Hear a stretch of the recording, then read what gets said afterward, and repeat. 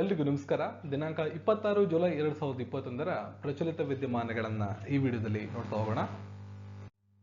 20 ಪ್ರಶ್ನೆಗಳು, 10 ಸೆಕೆಂಡ್ ಕಾಲಾವಕಾಶ. ಈ ಒಂದು ಟೆಲಿಗ್ರಾಮ್ ಹ್ಯಾಂಡಲ್ಸ್ ನ ಫಾಲೋ ಮಾಡಿದ್ರೆ PDF ನೋಟ್ಸ್ ಅನ್ನ ಪಡ್ಕೋಬಹುದು. ದೇಶದಲ್ಲಿ ರಾಷ್ಟ್ರೀಯ ಪ್ರಸಾರ ದಿನವನ್ನ ಕೆಳಕಂಡ ಯಾವ ದಿನಾಂಕದಂದು ಆಚರಣೆ ಮಾಡಲಾಗುತ್ತದೆ? When is National Broadcasting Day celebrated in the country? 23 July ಅಂದು ಪ್ರತಿ ವರ್ಷ ರಾಷ್ಟ್ರೀಯ ಬ್ರಾಡ್ಕಾಸ್ಟಿಂಗ್ ದಿನ ಅಂದ್ರೆ ರಾಷ್ಟ್ರೀಯ ಪ್ರಸಾರ ದಿನವನ್ನು ಆಚರಣೆ ಮಾಡಲಾಗುತ್ತೆ. 1927ರಲ್ಲಿ ಭಾರತೀಯ ಪ್ರಸಾರ ಕಂಪನಿಯ ಕಾಯ್ದೆಯಡಿ ಬಾಂಬೆ ನಿಲ್ದಾಣದಿಂದ ದೇಶದಲ್ಲಿ ಮೊಟ್ಟ ಮೊದಲನೇ ಬಾರಿಗೆ ರೇಡಿಯೋ ಪ್ರಸಾರ ಆಗುತ್ತೆ. ಅದರ ಸವಿನೆನಪಿಗಾಗಿ ಪ್ರತಿ ವರ್ಷ ರಾಷ್ಟ್ರೀಯ ಪ್ರಸಾರ ದಿನವನ್ನ ಜುಲೈ 23ನೇ ತಾರೀಕು ಭಾರತದಲ್ಲಿ ಆಚರಣೆ ಮಾಡ್ತಾರೆ. ವಿಶ್ವ ಮೆದುಳಿನ ದಿನ 2021 ವಿಷಯವೇನು? ವಿಷಯ ಅಂದ್ರೆ ಥೀಮ್ ಏನು ಅಂತ. What is the theme of world brain day 2021? ಪ್ರಶ್ನೆಗೆ ಸರಿಯಾದ ಉತ್ತರ ಸ್ಟಾಪ್ ಮಲ್ಟಿಪಲ್ ಸಿರೋಸಿಸ್ ಅನ್ನೋದು 2021 ವಿಶ್ವ ಮೆದುಳಿನ ದಿನದ ಧ್ಯೇಯ ವಾಕ್ಯವಾಗಿದೆ. ಜುಲೈ 22ನೇ ತಾರೀಕು ವಿಶ್ವ ಮೆದುಳು ದಿನವನ್ನು ಆಚರಣೆ ಮಾಡ್ತಾರೆ. ಮೆದುಳಿನ ಬಗ್ಗೆ ಜಾಗೃತಿ ಮೂಡಿಸೋದು ಮತ್ತು ಅದರ ಆರೋಗ್ಯಕ್ಕೆ ಸಂಬಂಧಪಟ್ಟಂತೆ ವಕಾಲತ್ತನ್ನ ವಹಿಸ್ಕೋಬೇಕಾಗಿರ್ತಕ್ಕಂಥದ್ದು ಅಂದ್ರೆ ಮುಂದಾಲೋಚನೆಯನ್ನು ವಹಿಸ್ಕೊಳ್ಬೇಕಾಗಿರ್ತಕ್ಕಂಥ ನಿಟ್ಟಿನಲ್ಲಿ ಜನಸಾಮಾನ್ಯರು ಏನೆಲ್ಲ ಮಾಡಬೇಕು ಅಂತ ಹೇಳಿ ಅದ್ರ ಬಗ್ಗೆ ಜಾಗೃತಿ ಮೂಡಿಸೋದಕ್ಕೋಸ್ಕರ ಈ ದಿನವನ್ನ ಮೀಸಲಿಡಲಾಗಿರುತ್ತೆ. ಗಿರಾ ಸಾರಾಭಾಯಿ ಜುಲೈ 2021ರಲ್ಲಿ ಯಾವ ಸಂಸ್ಥೆಯ ಸಹ ಸಂಸ್ಥಾಪಕರಾಗಿದ್ದು ನಿಧನರಾಗಿದ್ದಾರೆ? ಗಿರಾ Sarabhai, co-founder of which of the following institute passed away in July 2021? ಸರಿಯಾದ ಉತ್ತರ ನ್ಯಾಷನಲ್ ಇನ್ಸ್ಟಿಟ್ಯೂಟ್ ಆಫ್ ಡಿಸೈನ್ ಅಹಮದಾಬಾದ್ನ ಸಹ ಸಂಸ್ಥಾಪಕರಾಗಿದ್ದಂತಹ ಗಿರಾ ಸಾರಾಭಾಯಿ ಅವರು ಜುಲೈ 2021ರಂದು ನಿಧನರಾಗಿರ್ತಾರೆ. ರಾಷ್ಟ್ರದಲ್ಲಿ ವಿನ್ಯಾಸ ಶಿಕ್ಷಣದ ಪ್ರವರ್ತಕ, ಹಲವಾರು ಇತರ ಸಂಸ್ಥೆಗಳನ್ನ ಸ್ಥಾಪಿಸುವಲ್ಲಿ ಪ್ರಮುಖ ಪಾತ್ರವನ್ನ ವಹಿಸಿದಂತಹ ಗಿರಾ ಸಾರಾಭಾಯಿ ಕಲೆ ಮತ್ತು ವಾಸ್ತುಶಿಲ್ಪ ಕ್ಷೇತ್ರದಲ್ಲಿ ಗಮನಾರ್ಹ ಕೊಡುಗೆಗಳನ್ನ ಕೊಟ್ಟಿರ್ತಾರೆ. ನ್ಯಾಷನಲ್ ಇನ್ಸ್ಟಿಟ್ಯೂಟ್ ಆಫ್ ಡಿಸೈನ್ ಅಹಮದಾಬಾದ್ನ ಸಹ ಸಂಸ್ಥಾಪಕರಾಗಿ ಕೆಲಸವನ್ನ ಕೂಡ ಮಾಡಿರ್ತಾರೆ. ನೇಚರ್ ಇಂಡೆಕ್ಸ್ 2021ರಲ್ಲಿ ಮೆಟೀರಿಯಲ್ ಸೈನ್ಸ್ ಕೋಷ್ಟಕಗಳಲ್ಲಿ ಅಗ್ರ 50 ರೈಸಿಂಗ್ ಸಂಸ್ಥೆಗಳ ಪೈಕಿ 23ನೇ ಸ್ಥಾನವನ್ನು ಪಡೆದಂತಹ ಸಂಸ್ಥೆ ಯಾವುದು? Which institute ranked 23rd among 50 rising institute in Nature Index 2021 Material Science Tables? Jawaharlal Nehru centre for advance scientific research ಇದು 23ನೇ ಸ್ಥಾನವನ್ನು ಪಡ್ಕೊಂಡಿದೆ. ನೇಚರ್ ಇಂಡೆಕ್ಸ್ 2021 ಮೆಟೀರಿಯಲ್ ಸೈನ್ಸ್ ಕೋಷ್ಟಕ ಇದರಲ್ಲಿ Jawaharlal Nehru centre for advance scientific research top 50 rising ಸಂಸ್ಥೆಗಳ ಪೈಕಿ 23ನೇ ಸ್ಥಾನವನ್ನು ಪಡೆದಿದೆ. ಜೊತೆಗೆ ಈ ಪಟ್ಟಿಯಲ್ಲಿ ಭಾರತದಿಂದ ಸ್ಥಾನವನ್ನು ಪಡೆದಂತ ಏಕೈಕ ಸಂಸ್ಥೆಯಾಗಿದೆ. ಜಾಗತಿಕವಾಗಿ 200 ಪ್ರಮುಖ ಸಂಸ್ಥೆಗಳಲ್ಲಿ ಇದು 171ನೇ ಸ್ಥಾನವನ್ನು ಪಡ್ಕೊಳ್ಳುತ್ತೆ. ಈ ಪಟ್ಟಿಯಲ್ಲಿ ಭಾರತದ 2 ಸಂಸ್ಥೆಗಳು ಕಂಡುಬರ್ತವೆ. ಒಟ್ಟಾರೆ 200 ಪ್ರಮುಖ ಸಂಸ್ಥೆಗಳ ಪಟ್ಟಿಯನ್ನು ತೆಗೆದುಕೊಂಡ್ರೆ 2 ಸಂಸ್ಥೆಗಳು ಕಂಡುಬರ್ತವೆ. ಒಂದು ನಮ್ಮ ಬೆಂಗಳೂರಿನ IISc ಮತ್ತು ಮೊಟ್ಟ ಮೊದಲನೇ ಸ್ಥಾನದಲ್ಲಿ ಇನ್ನೊಂದು Jawaharlal Nehru centre for advance scientific and research ಇರ್ತದೆ. 50 ರೈಸಿಂಗ್ ಸಂಸ್ಥೆಗಳ ಪೈಕಿ ರ್ಯಾಂಕಿಂಗ್ ತಗೊಂಡ್ರೆ 23ನೇ ಸ್ಥಾನ. ಓವರಾಲ್ ಆಗಿ ಜಾಗತಿಕವಾಗಿ 200 ಪ್ರಮುಖ ಸಂಸ್ಥೆಗಳ ಪೈಕಿ ತಗೊಂಡ್ರೆ 171ನೇ ಸ್ಥಾನದಲ್ಲಿ ಕಂಡುಬರುತ್ತೆ. ಜೊತೆಗೆ ಭಾರತದ ಮತ್ತೊಂದು ಸಂಸ್ಥೆ ಬೆಂಗಳೂರಿನ IISc ಕೂಡ ಕಂಡುಬರುತ್ತೆ. ಇದನ್ನು ಹೊರತುಪಡಿಸಿ ಮೊದಲನೇ ಸ್ಥಾನದಲ್ಲಿ ಚೀನಾದ ಚೈನೀಸ್ ಅಕಾಡೆಮಿ ಆಫ್ ಸೈನ್ಸಸ್ ಮೊದಲನೇ ಸ್ಥಾನದಲ್ಲಿ ಕಂಡುಬರುತ್ತೆ. Bank with a soul Equitas ಎಂಬ ಪುಸ್ತಕವನ್ನ ಬರೆದಂತ ಲೇಖಕರ ಹೆಸರೇನು? Who is the author of the book title bank with soul Equitas? ಪ್ರಶ್ನೆ ಸರಿಯಾದ ಉತ್ತರ CK ಗರ್ಯಾಲಿ. RBIನ ಮಾಜಿ ಗವರ್ನರ್ ಆದಂತ ದುಷ್ವಂತ್ ಸುಬ್ಬರಾವ್ ಅವರು ಜುಲೈ 27ರಂದು ಡಾಕ್ಟರ್ CK ಗರ್ಯಾಲಿ ಅವರ ಬ್ಯಾಂಕ್ ವಿತ್ ಎ ಸೋಲ್ ಈಕ್ವಿಟಾಸ್ ಅನ್ನೋ ಪುಸ್ತಕವನ್ನ ಬಿಡುಗಡೆ ಮಾಡಿರ್ತಾರೆ. 2020-21 ಅಧಿವೇಶನಕ್ಕಾಗಿ ವರ್ಷದ AIFF ಪುರುಷರ ಫುಟ್ಬಾಲ್ ಆಟಗಾರ ಎಂದು ಹೆಸರಿಸಲ್ಪಟ್ಟವರು ಯಾರು? Who has been named as AIFF men's footballer of the year 2020 and 21? Sandesh Jhingan. So ಭಾರತದ ಹಿರಿಯ ರಕ್ಷಕ ಸಂದೇಶ್ ಜಿಂಗನ್ ಅವರನ್ನ 2020-21ನೇ ಸಾಲಿನ ವರ್ಷದ AIFF ಪುರುಷರ ಫುಟ್ಬಾಲ್ ಆಟಗಾರ ಅಂತ ಹೆಸರಿಸಲಾಗಿದೆ. ಪೆರುವಿನಲ್ಲಿ ನಡೆದಂತಹ ವಿಶ್ವ ಶೂಟಿಂಗ್ ಪ್ಯಾರಾ ಸ್ಪೋರ್ಟ್ಸ್ ಕಪ್ನಲ್ಲಿ ನಡೆದಂತಹ 10 ಮೀಟರ್ ಏರ್ ಪಿಸ್ತೂಲ್ ಪ್ಯಾರಾ ಮಹಿಳಾ ಸ್ಪರ್ಧೆಯಲ್ಲಿ ಚಿನ್ನದ ಪದಕವನ್ನ ಗೆದ್ದವರು ಯಾರು? ಸೊ ರುಬಿನಾ ಫ್ರಾನ್ಸಿಸ್ ಪೆರುವಿನಲ್ಲಿ ನಡೆದಂತಹ ವಿಶ್ವ ಶೂಟಿಂಗ್ ಪ್ಯಾರಾ ಸ್ಪೋರ್ಟ್ಸ್ ಕಪ್ನಲ್ಲಿ ಮಧ್ಯಪ್ರದೇಶದ ಶೂಟರ್ ಆಗಿರ್ತಕ್ಕಂಥ Rubina Francis 10 metre air pistol ವಿಭಾಗದಲ್ಲಿ ವಿಶ್ವ ದಾಖಲೆಯನ್ನು ನಿರ್ಮಿಸಿ ಚಿನ್ನದ ಪದಕವನ್ನು ತಮ್ಮದಾಗಿಸಿಕೊಂಡಿದ್ದಾರೆ. ಟೋಕಿಯೋ ಒಲಿಂಪಿಕ್ಸ್ ಕ್ರೀಡಾಕೂಟದಲ್ಲಿ ಭಾರತೀಯ ಒಲಿಂಪಿಕ್ ಅಸೋಸಿಯೇಷನ್ ಈ ಕೆಳಕಂಡ ಯಾವುದು ಭಾರತೀಯ ದಳಕ್ಕೆ ಪ್ರಾಯೋಜಕರಾಗಿ ಆಯ್ಕೆಯಾಗಿದೆ? Which of the following was roped in as a sponsor for the Indian continent at Tokyo Olympic Games by Indian Olympic Association? So ಪ್ರಾಯೋಜಕರಾಗಿರ್ತಕ್ಕಂಥವರು ಅದಾನಿ ಗ್ರೂಪ್ಸ್. ಟೋಕಿಯೋ ಒಲಿಂಪಿಕ್ಸ್ ಏನ್ ನಡೀತಾ ಇದೆ ಆ ಒಂದು ಒಲಿಂಪಿಕ್ಸ್ ನಲ್ಲಿ ಭಾರತೀಯ ಒಲಿಂಪಿಕ್ ಅಸೋಸಿಯೇಷನ್ ಅವರು ಭಾರತೀಯ ದಳಕ್ಕೆ ಪ್ರಾಯೋಜಕತೆಯನ್ನು ಮಾಡೋದಕ್ಕೋಸ್ಕರ ಅದಾನಿ ಗ್ರೂಪ್ ಅವರಿಗೆ ಪರ್ಮಿಷನ್ ಕೊಟ್ಟಿರ್ತಾರೆ. UGRO ಕ್ಯಾಪಿಟಲ್ ಮೈಕ್ರೋ ಸಣ್ಣ ಮತ್ತು ಮಧ್ಯಮ ಉದ್ಯಮ ವಲಯಕ್ಕೆ ಸಹಸಾಲ ನೀಡಲು ಕೆಳಕಂಡ ಯಾವ ಬ್ಯಾಂಕ್ ಜೊತೆ ಪಾಲುದಾರಿಕೆಯನ್ನು ಹೊಂದಿದೆ? UGRO capital partnered with which bank for co-lending to MSME sector loan disbursements being called ಪ್ರಥಮ್? ಸರಿಯಾದ ಉತ್ತರ ಬ್ಯಾಂಕ್ ಆಫ್ ಬರೋಡಾ.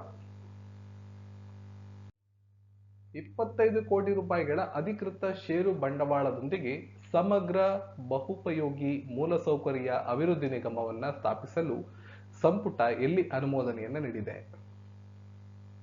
ಸರಿಯಾದ ಉತ್ತರ ಲಡಾಖ್ ಅಲ್ಲಿ. ಕೇಂದ್ರಾಡಳಿತ ಪ್ರದೇಶವಾದ ಲಡಾಖ್ನ ಸಮಗ್ರ ಬಹುಪಯೋಗಿ ಮೂಲಸೌಕರ್ಯ ಅಭಿವೃದ್ಧಿ ನಿಗಮವನ್ನು ಸ್ಥಾಪನೆ ಮಾಡೋದಕ್ಕೋಸ್ಕರ ಕೇಂದ್ರ ಸಚಿವ ಸಂಪುಟ ಅನುಮೋದನೆಯನ್ನು ನೀಡಿದ್ದು 25 ಕೋಟಿ ರೂಪಾಯಿಗಳನ್ನು ಮೀಸಲಿಸಲಾಗಿದೆ. ಜೋಗಾ ಜಾಗ್ ಹೆಸರಿನ ಸಾಮಾಜಿಕ ಮಾಧ್ಯಮ ವೇದಿಕೆಯನ್ನ ಅಭಿವೃದ್ಧಿಪಡಿಸಲು ಯಾವ ದೇಶವು ಕಾರ್ಯನಿರ್ವಹಿಸುತ್ತಿದೆ? Which country is working to develop a social media platform name Jogajog? Bangladesh. ಫೇಸ್ಬುಕ್ಗೆ ಪರ್ಯಾಯವಾಗಿ ಬಾಂಗ್ಲಾದೇಶದಲ್ಲಿ ಈ ಒಂದು ಸಾಮಾಜಿಕ ಮಾಧ್ಯಮ ವೇದಿಕೆಯನ್ನು ಅಭಿವೃದ್ಧಿಪಡಿಸೋದಕ್ಕೆ ಬಾಂಗ್ಲಾದೇಶ ಸರ್ಕಾರ ಕೆಲಸ ಮಾಡ್ತಾ ಇದೆ. ಅಲ್ಲಿ ಅಧ್ಯಕ್ಷರು ಅಬ್ದುಲ್ ಹಮೀದ್, ಪ್ರಧಾನಮಂತ್ರಿಗಳು ಶೇಖ್ ಹಸೀನಾ. ಪ್ರಾಥಮಿಕ ಕೃಷಿ ಸಾಲ ಸಹಕಾರ ಸಂಘಗಳು PACS ಅಂತ ಕರಿತೀವಿ. ಮೂಲ ಸೌಕರ್ಯ ಅಭಿವೃದ್ಧಿಗೆ ಯಾವ ರಾಜ್ಯವು ಸಾಲ ಯೋಜನೆಯನ್ನ ಪ್ರಾರಂಭಿಸಿದೆ? Which state has launched A loan scheme for the infrastructure development of PACS? PACS ಅಂದ್ರೆ primary agricultural credit cooperatives. Kerala ಕೃಷಿ ಸಾಲ ಸಹಕಾರ ಸಂಘಗಳ ಮೂಲಸೌಕರ್ಯ ಅಭಿವೃದ್ಧಿಗಾಗಿ ಕೇರಳ ಬ್ಯಾಂಕ್ ಸಮಗ್ರ ಎಂಬ ಒಂದು ಸಾಲ ಯೋಜನೆಯನ್ನ ಪ್ರಾರಂಭ ಮಾಡಿದ್ದು, ಆ ಮೂಲಕ ಸಾಲವನ್ನ ಕೊಡುತ್ತೆ. ರಾಜ್ಯಪಾಲರು ಆರಿಫ್ ಮೊಹಮ್ಮದ್ ಖಾನ್, ರಾಜಧಾನಿ ತಿರುವನಂತಪುರಂ, ಮುಖ್ಯಮಂತ್ರಿಗಳು ಪಿಣರಾಯಿ ವಿಜಯನ್. ಭಾರತೀಯ ನೌಕಾಪಡೆಯ ವೈಸ್ ಅಡ್ಮಿರಲ್ ವಿನಯ್ ಬಾಗ್ವಾರ್ ಅವರು ಯಾವ ದೇಶದಿಂದ ಅಲೆಕ್ಸಾಂಡರ್ ಡಾಲಿಪ್ರಲ್ ಪ್ರಶಸ್ತಿಯನ್ನ ಪಡೆದುಕೊಂಡಿದ್ದಾರೆ? Indian navy's vice admiral Vinay Badhwar receives Alexander Dalrymple award from which of the following country? UK. So ಯುಕೆಯ ರಾಜಧಾನಿ ಲಂಡನ್, ಪ್ರಧಾನಮಂತ್ರಿಗಳು ಬೋರಿಸ್ ಜಾನ್ಸನ್. ಸೊ ಅಲ್ಲಿಯ ಪ್ರಶಸ್ತಿಯನ್ನ ನಮ್ಮ ಭಾರತೀಯ ನೌಕಾಪಡೆಯ ವೈಸ್ ಅಡ್ಮಿರಲ್ ಅಂತ ವಿನಯ್ ಬಾಗ್ವಾರ್ ಅವರು ಪಡ್ಕೊಂಡಿರ್ತಾರೆ. ಟೋಕಿಯೋದಲ್ಲಿ ಚಿನ್ನದ ವಿಜೇತರಿಗೆ ಭಾರತೀಯ ಒಲಿಂಪಿಕ್ ಅಸೋಸಿಯೇಷನ್ ಎಷ್ಟು ಮೊತ್ತವನ್ನ ನಿಗದಿಪಡಿಸಿದೆ? ಟೋಕಿಯೋ ಒಲಿಂಪಿಕ್ಸ್ ನಲ್ಲಿ ಭಾಗವಹಿಸುತ್ತಿರ್ತಕ್ಕಂಥ ಭಾರತೀಯ ಅಥ್ಲೆಟ್ಗಳು ಚಿನ್ನದ ಪದಕವನ್ನು ಗೆದ್ರೆ ಅವರಿಗೆ ಎಷ್ಟು ಮೊತ್ತವನ್ನ ಕೊಡಲಾಗುತ್ತೆ? 75 ಲಕ್ಷ ರೂಪಾಯಿಗಳ ಮೊತ್ತವನ್ನ ನಿಗದಿಪಡಿಸಲಾಗಿದೆ. ಟೋಕಿಯೋ ಒಲಿಂಪಿಕ್ಸ್ ನಲ್ಲಿ ಭಾರತದ ಒಲಿಂಪಿಕ್ ಅಸೋಸಿಯೇಷನ್ ಚಿನ್ನ ಗೆದ್ದಂತವ್ರಿಗೆ 75 ಲಕ್ಷ, ಬೆಳ್ಳಿ ಗೆದ್ದಂತವ್ರಿಗೆ 40 ಲಕ್ಷ ಹಾಗೂ ಕಂಚಿನ ಪದಕ ಗೆದ್ದಂತವ್ರಿಗೆ 25 ಲಕ್ಷ ರೂಪಾಯಿಗಳನ್ನ ನಿಗದಿಪಡಿಸಿದೆ. ಟೋಕಿಯೋದಲ್ಲಿ 32ನೇ ಬೇಸಿಗೆ ಒಲಿಂಪಿಕ್ ಕ್ರೀಡಾಕೂಟವನ್ನ ಅಧಿಕೃತವಾಗಿ ತೆರೆದವರು ಯಾರು?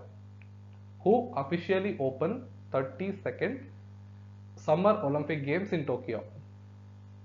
ಸರಿಯಾದ ಉತ್ತರ ಚಕ್ರವರ್ತಿ ನರುಹಿಟೋ.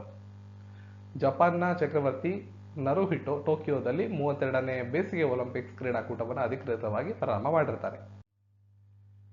US India business council global ಬೋರ್ಡ್ನ ಸಲಹೆಗಾರರಾಗಿ ಕೆಳಗಿನ ಯಾರು ಆಯ್ಕೆಯಾಗಿದ್ದಾರೆ? Who was named advisor to global board of US India business council? ಸರಿಯಾದ ಉತ್ತರ ಕೆನ್ನೆತ್ ಜಸ್ಟರ್. ಭಾರತದ ಮಾಜಿ ಯುಎಸ್ ರಾಯಭಾರಿ ಕೆನ್ನೆತ್ ಜಸ್ಟರ್ ಅವರನ್ನ ಅಮೆರಿಕ ಭಾರತ ಬಿಸಿನೆಸ್ ಕೌನ್ಸಿಲ್ ಜಾಗತಿಕ ಮಂಡಳಿಯ ಸಲಹೆಗಾರರನ್ನಾಗಿ ನೇಮಕ ಮಾಡಲಾಗಿದೆ. ಗಡಿ ರಸ್ತೆಗಳ ಸಂಘಟನೆಯ ನಿರ್ದೇಶಕರು ಯಾವ ರಾಜ್ಯದಲ್ಲಿ ನಿರ್ಮಾಣ ಹಂತದಲ್ಲಿರುವ ಸ್ಟೆಲಾ ಸುರಂಗದ ಎಸ್ಕೇಪ್ ಟ್ಯೂಬ್ನ ಕೊನೆಯ ಸ್ಫೋಟವನ್ನ ವರ್ಚುವಲ್ ಮೋಡ್ನಲ್ಲಿ ನಡೆಸಿದ್ದಾರೆ? ಸರಿಯಾದಂತಹ ಉತ್ತರ ಅರುಣಾಚಲ ಪ್ರದೇಶ. ನಡಾವಳಿಗಳ ನೇರ ಪ್ರಸಾರವನ್ನ ಔಪಚಾರಿಕವಾಗಿ ಪ್ರಾರಂಭ ಮಾಡಿದಂತ ದೇಶದ ಮೊಟ್ಟ ಮೊದಲ ನ್ಯಾಯಾಲಯ ಯಾವುದು? Which state become the first court in the country to formally start a live streaming of proceedings? ಸರಿಯಾದ ಉತ್ತರ ಗುಜರಾತ್. ಗುಜರಾತ್ನ ನ್ಯಾಯಾಲಯದಲ್ಲಿ ಈ ಬಗ್ಗೆ ಈ ಒಂದು ಪ್ರಶ್ನೆಯನ್ನ ಹಿಂದಿನ ವಿಡಿಯೋದಲ್ಲಿ ಕವರ್ ಮಾಡಲಾಗಿದೆ. ಸೊ ತಮ್ಮ ಪ್ರೊಸೀಡಿಂಗ್ಸ್ ಅನ್ನ ಗುಜರಾತ್ನ ನ್ಯಾಯಾಲಯ ಹೈಕೋರ್ಟ್ ಲೈವ್ ಸ್ಟ್ರೀಮಿಂಗ್ ಅನ್ನ ಮಾಡಿತ್ತು ಯೂಟ್ಯೂಬ್ ನಲ್ಲಿ. ಇಲ್ಲಿಯ ರಾಜಧಾನಿ ಗಾಂಧಿನಗರ, ರಾಜ್ಯಪಾಲರು ಆಚಾರ್ಯ ದೇವವ್ರತ್, ಮುಖ್ಯಮಂತ್ರಿಗಳು ವಿಜಯ್ ರೂಪಾನಿ. ಮಹಿಳೆಯರ 49 ಕೆಜಿ ವಿಭಾಗದಲ್ಲಿ ಟೋಕಿಯೋ ಕ್ರೀಡಾಕೂಟದಲ್ಲಿ ಮೀರಾಬಾಯಿ ಚಾನು ಕೆಳಕಂಡ ಯಾವ ಪದಕವನ್ನ ಗೆದ್ದಿದ್ದಾರೆ? ಸೊ ಭಾರತದ ಮೊಟ್ಟ ಮೊದಲನೇ ಪದಕವನ್ನ ಟೋಕಿಯೋ ಒಲಿಂಪಿಕ್ಸ್ ಅಲ್ಲಿ ಗೆದ್ದಂತವರು ಮೀರಾಬಾಯಿ ಚಾನು. ಅವರು ಗೆದ್ದಿದ್ದು ಬೆಳ್ಳಿಯ ಪದಕ.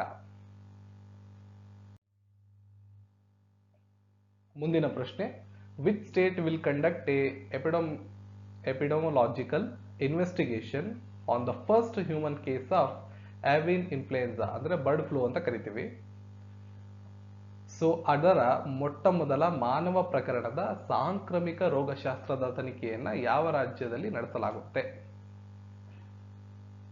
ಸೊ ಈ ಒಂದು ಇನ್ವೆಸ್ಟಿಗೇಷನ್ ಹರಿಯಾಣ ರಾಜ್ಯ ಸರ್ಕಾರ ನಡೆಸುತ್ತೆ. ಹರಿಯಾಣದ IDST ರಾಷ್ಟ್ರೀಯ ಕಣ್ಗಾವಲು ಘಟಕವು ಬರ್ಡ್ ಫ್ಲೂನ ಮೊದಲನೆಯ ಮಾನವ ಪ್ರಕರಣದ ಸಾಂಕ್ರಾಮಿಕ ರೋಗಶಾಸ್ತ್ರೀಯ ತನಿಖೆಯನ್ನ ನಡೆಸುತ್ತೆ. Reserve Bank of India digital ಕರೆನ್ಸಿಯನ್ನ ಶೀಘ್ರವಾಗಿ ಬಿಡುಗಡೆ ಮಾಡುತ್ತೆ. ಆರಂಭದಲ್ಲಿ ಪ್ರಾಯೋಗಿಕವಾಗಿ ಮಾರುಕಟ್ಟೆಗೆ ತಂದು ತದನಂತರ ಅದನ್ನ ಮುಂದುವರಿಸಲಾಗುತ್ತೆ. ಬಿಟ್ ಕಾಯಿನ್ ಕ್ರಿಪ್ಟೋ ಕರೆನ್ಸಿ ಮಾದರಿಯಲ್ಲೇ ಡಿಜಿಟಲ್ ಕರೆನ್ಸಿಯನ್ನ ಜಾರಿಗೊಳಿಸುವತ್ತ ಕಾರ್ಯನಿರ್ವಹಿಸುವುದಾಗಿ ಭಾರತೀಯ ರಿಸರ್ವ್ ಬ್ಯಾಂಕ್ ತಿಳಿಸಿರುತ್ತದೆ. ವಿಶ್ವದ ಬಹುತೇಕ ದೇಶಗಳ ಕೇಂದ್ರೀಯ ಬ್ಯಾಂಕ್ಗಳು ಡಿಜಿಟಲ್ ಕರೆನ್ಸಿಯನ್ನ ಬಿಡುಗಡೆ ಮಾಡುವಂತಹ ಪ್ರಕ್ರಿಯೆಯಲ್ಲಿವೆ. ಹಾಗಾಗಿ RBI ಕೂಡ ನಮ್ಮ ದೇಶದಲ್ಲೂ ಕೂಡ ಡಿಜಿಟಲ್ ಕರೆನ್ಸಿಯನ್ನ ಬಿಡುಗಡೆ ಮಾಡುತ್ತೆ. ಹಂತ ಹಂತವಾಗಿ ಕ್ರಿಪ್ಟೋ ಕರೆನ್ಸಿ ಜಾರಿಗೊಳಿಸಲು ಮತ್ತು ಅದನ್ನು ಭವಿಷ್ಯದಲ್ಲಿ ಚಿಲ್ಲರೆ ಮತ್ತು ಸಗಟು ವ್ಯಾಪಾರ ಕ್ಷೇತ್ರದಲ್ಲಿ ಬಿಡುಗಡೆ ಮಾಡುವಂತ ಪ್ರಕ್ರಿಯೆ ಕೂಡ ನಡೀತಾ ಇರ್ತದೆ. ಸೊ ಶಕ್ತಿಕಾಂತ್ ದಾಸ್ ಅವರು ಪ್ರಸ್ತುತ ಇರತಕ್ಕಂತ ರಿಸರ್ವ್ ಬ್ಯಾಂಕ್ ಆಫ್ ಇಂಡಿಯಾದ ಗವರ್ನರ್ ಆಗಿರ್ತಾರೆ, 25ನೇ ಗವರ್ನರ್. ಇನ್ನು ಒಲಿಂಪಿಕ್ ಹಬ್ಬ, ಆಲ್ರೆಡಿ ಒಲಿಂಪಿಕ್ಸ್ ನಡೀತಾ ಇದೆ, ಟೋಕಿಯೋ ಒಲಿಂಪಿಕ್ಸ್. ಅದ್ರ ಬಗ್ಗೆ ಒಂದಿಷ್ಟು ಮಾಹಿತಿಗಳು ಮುಂಬರುವ ಸ್ಪರ್ಧಾತ್ಮಕ ಪರೀಕ್ಷೆಗೆ ಅನುಕೂಲ ಆಗುತ್ತೆ, ಜೊತೆಗೆ ಸಾಮಾನ್ಯ ಜ್ಞಾನದ ದೃಷ್ಟಿಕೋನದಿಂದ. ಸೊ ಸರಿಸುಮಾರು 68,000 ಆಸನವಿರುವ ಒಲಿಂಪಿಕ್ಸ್ ಕ್ರೀಡಾಂಗಣದಲ್ಲಿ ಕೇವಲ 1,000 VVIPಗಳು ಭಾಗವಹಿಸುತ್ತಾರೆ. ಭಾರತದ 18 ಕ್ರೀಡಾಪಟುಗಳು, 6 ಅಧಿಕಾರಿಗಳು ಉದ್ಘಾಟನಾ ಮೆರವಣಿಗೆಯಲ್ಲಿ ಭಾಗವಹಿಸುತ್ತಿದ್ದಾರೆ, ಒಟ್ಟಾರೆ 26 ಮಂದಿ. ಇನ್ನು ಜಪಾನ್ ವರ್ಣಮಾಲೆಯ ಪ್ರಕಾರ ತಂಡಗಳಿಗೆ ಕ್ರಮ ಸಂಖ್ಯೆಯನ್ನು ಹಂಚಿಕೆ ಮಾಡ್ತಾರೆ. ಅದರಲ್ಲಿ ಭಾರತಕ್ಕೆ 21ನೇ ಸ್ಥಾನ ಸಿಕ್ಕಿದೆ. ಇನ್ನು ಇಲ್ಲಿರ್ತಕ್ಕಂಥದ್ದು ಬಹಳ ಇಂಪಾರ್ಟೆಂಟ್ ಆಗಿರೋ ಪ್ರಶ್ನೆಗಳು. ಒಲಿಂಪಿಕ್ಸ್ ಶುರುವಾದಂತಹ ಚಿತ್ರವನ್ನ ನೀವು ಇಲ್ಲಿ ನೋಡ್ತಿದ್ರ. ಟೋಕಿಯೋ ಶುಕ್ರವಾರ ನಡೆದಂತಹ ಒಲಿಂಪಿಕ್ಸ್ ಉದ್ಘಾಟನೆಯ ಸಮಾರಂಭದ ಪಥ ಸಂಚಲನೆ ನಡೆಯಿತು. ಅದರಲ್ಲಿ ಭಾರತ ತಂಡವನ್ನ ಪ್ರತಿನಿಧಿಸಿದಂತ ಮನ್ಪ್ರೀತ್ ಸಿಂಗ್ ಮತ್ತು ಮೇರಿ ಕೋಮ್ ಅವರು ತ್ರಿವರ್ಣ ಧ್ವಜವನ್ನು ಹಿಡಿದಿರೋದನ್ನ ನೀವು ಇಲ್ಲಿ ನೋಡ್ತಿದ್ರ. ಇಂಪಾರ್ಟೆಂಟ್, ನೆನಪಲ್ಲಿ ಇಟ್ಕೊಂಡಿರಿ. ಸೊ ಆತಿಥೇಯ ದೇಶದ ಟೆನಿಸ್ ತಾರೆ ನವೋಮಿ ಒಸಾಕಾ ಅವರು ಕ್ರೀಡಾ ಜ್ಯೋತಿಯನ್ನ ಪ್ರಜ್ವಲಿಸಿದರು. ಸೊ ಆತಿಥೇಯ ದೇಶ ಯಾವುದು? ಜಪಾನ್ನ ಟೋಕಿಯೋದಲ್ಲಿ ಒಲಿಂಪಿಕ್ಸ್ ನಡೀತಾ ಇದೆ, ಸಮ್ಮರ್ ಒಲಿಂಪಿಕ್ಸ್. ಆ ದೇಶದವರೇ ಆದಂತ ಟೆನಿಸ್ ತಾರೆ ನವೋಮಿ ಒಸಾಕಾ ಅವರು ಕ್ರೀಡಾ ಜ್ಯೋತಿಯನ್ನ ಪ್ರಜ್ವಲಿಸುತ್ತಾರೆ ಮತ್ತು ಜಪಾನಿನ ಚಕ್ರವರ್ತಿಗಳಾದಂತಹ ನರುಹಿಟೋ ಅವರು ಕ್ರೀಡಾಕೂಟವನ್ನ ಅಧಿಕೃತವಾಗಿ ಉದ್ಘಾಟನೆ ಮಾಡ್ತಾರೆ. ಇನ್ನು ಭಾರತ ತಂಡದ 19 ಅಥ್ಲೀಟ್ಗಳು ಇದರಲ್ಲಿ ಭಾಗವಹಿಸಿರ್ತಾರೆ. ಹಾಕಿ ತಂಡದ ನಾಯಕ, ನಮ್ಮ ಭಾರತದ ಹಾಕಿ ತಂಡದ ನಾಯಕ ಮನ್ಪ್ರೀತ್ ಸಿಂಗ್ ಮತ್ತು ಬಾಕ್ಸಿಂಗ್ ಚಾಂಪಿಯನ್ ಮೇರಿ ಕೋಮ್ ಅವರು ತ್ರಿವರ್ಣ ಧ್ವಜವನ್ನು ಹಿಡಿದು ತಂಡವನ್ನ ಮುನ್ನಡೆಸಿರ್ತಾರೆ. ಇಷ್ಟು ಇಂಪಾರ್ಟೆಂಟ್ ಆಗಿರೋ ವಿಷಯಗಳು. ಇವತ್ತಿನ ಪ್ರಶ್ನೆ, ಟೋಕಿಯೋ ಒಲಿಂಪಿಕ್ಸ್ ಯಾವ ದೇಶದಲ್ಲಿ ನಡೆಯುತ್ತದೆ? ರಿಸರ್ವ್ ಬ್ಯಾಂಕ್ ಆಫ್ ಇಂಡಿಯಾದ ಪ್ರಸ್ತುತ ಗವರ್ನರ್ ಯಾರು? ಯುನೈಟೆಡ್ ಕಿಂಗ್ಡಮ್ನ ಪ್ರಸ್ತುತ ಪ್ರಧಾನಮಂತ್ರಿಗಳ ಹೆಸರೇನು? ಈ ವಿಡಿಯೋದ ಕಾಮೆಂಟ್ ಸೆಕ್ಷನ್ ಅಲ್ಲಿ ಈ 3 ಪ್ರಶ್ನೆಗಳಿಗೆ ತಪ್ಪದೆ ನಿಮ್ಮ ಉತ್ತರವನ್ನ ಕಾಮೆಂಟ್ ಮಾಡಿ. ಈ ಎಲ್ಲ ಮಾಹಿತಿಗಳು ನಿಮಗೆ ಉಪಯುಕ್ತ ಆಗಿತ್ತು ಅಂತ ಅನ್ಸಿದ್ರೆ ಈ ವಿಡಿಯೋನ ಲೈಕ್ ಮಾಡಿ, ಚಾನಲ್ನ ಸಬ್ಸ್ಕ್ರೈಬ್ ಮಾಡ್ಕೊಂಡು ಬೆಲ್ ಐಕನ್ ಕ್ಲಿಕ್ ಮಾಡಿ. ಈ ವಿಡಿಯೋದ ಡಿಸ್ಕ್ರಿಪ್ಷನ್ಗೆ ಹೋದ್ರೆ ನನ್ನ ಸೋಷಿಯಲ್ ಮೀಡಿಯಾ ಹ್ಯಾಂಡ್ಸ್ ಜೊತೆ ಟೆಲಿಗ್ರಾಮ್ ಲಿಂಕ್ ಸಿಗುತ್ತೆ, ಅಲ್ಲಿ ಹೋಗಿ PDF ಅನ್ನ ಡೌನ್ಲೋಡ್ ಮಾಡ್ಕೋಬಹುದು. ಜೊತೆಗೆ ನಮ್ಮ ಅಫಿಷಿಯಲ್ ವೆಬ್ಸೈಟ್ ಆದ svkkarnataka.com ಭೇಟಿಯನ್ನ ಕೊಡಬಹುದು. ಸಿಗೋಣ ಮತ್ತೊಂದು ವಿಡಿಯೋ ಒಂದಿಗೆ. ಎಲ್ರಿಗೂ ಧನ್ಯವಾದಗಳು.